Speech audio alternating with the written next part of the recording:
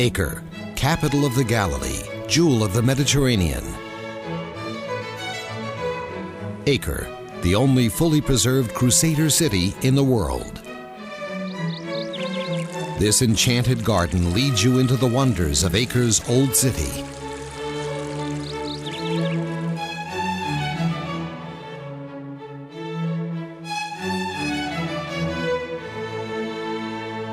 Over the ages, many tried to conquer Acre.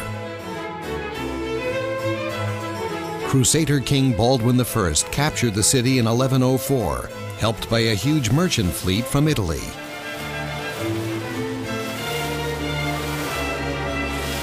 The troops of the First Crusade stormed the city in their thousands.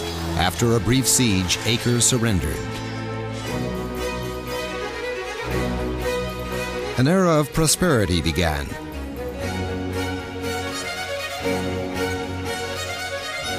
A port was built, as was the citadel of the Knights Hospitallers. Its huge halls served as command post, church, and hospital.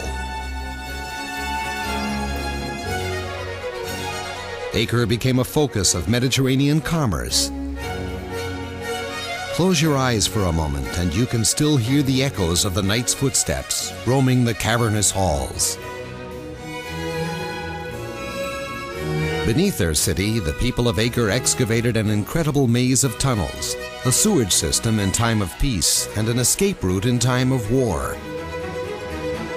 The main Templars tunnel is some 350 meters long.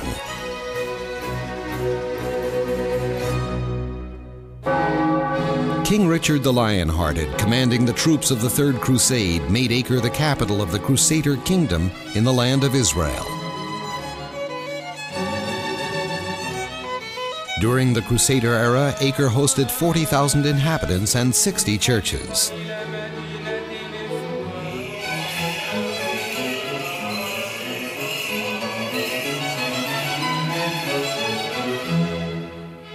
Most of this legendary outpost was preserved in its full glory, buried beneath today's city. New treasures are constantly revealed to contemporary visitors. Ancient Acre survived because its Mameluke conquerors abandoned it in the 13th century, leaving it to disappear beneath the shifting sands.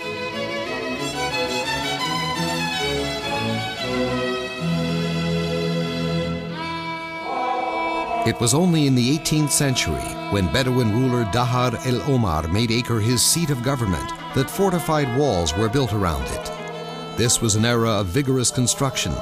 El-Omar's heir, Ahmed el-Jazar, built a fabulous mosque, one of the three most important in Israel. He added a second wall.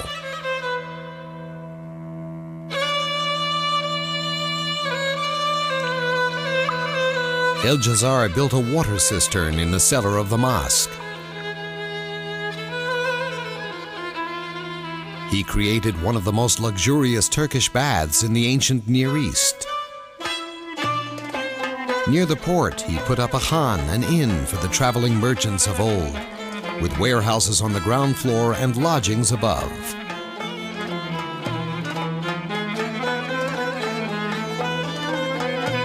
It was El-Jazar's army that repelled the invading troops of Napoleon, who laid siege to Acre in 1799.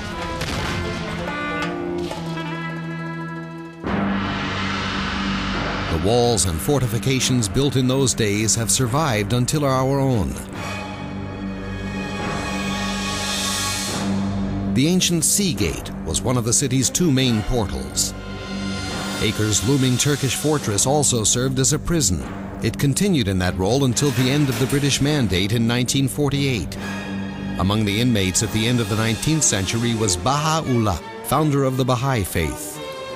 In his memory, his followers built a mansion surrounded by fabulous gardens about a kilometer north of Acre.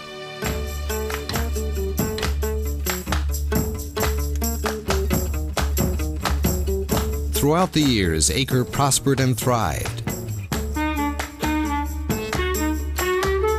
Today, the merchants in the marketplace boast the same rich array of goods that their forefathers once offered.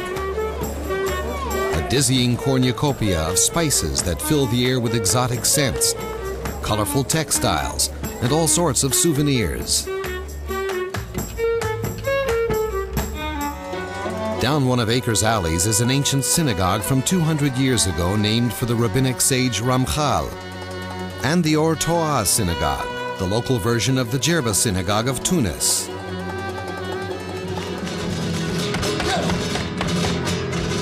Acre's annual theater festival fills the streets with throngs of visitors.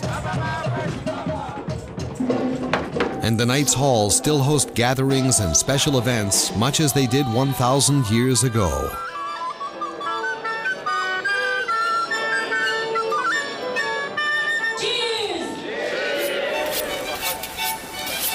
Breezy, sun-drenched fish restaurants beckon, offering a peaceful break from the action. There's no better way to discover Acre's hidden beauty than a walk along its mysterious alleys, dotted with art galleries. Or to stop in at one of its luxurious hotels. Or stroll along its pristine beaches, a magnet for bathers, divers, and fishermen.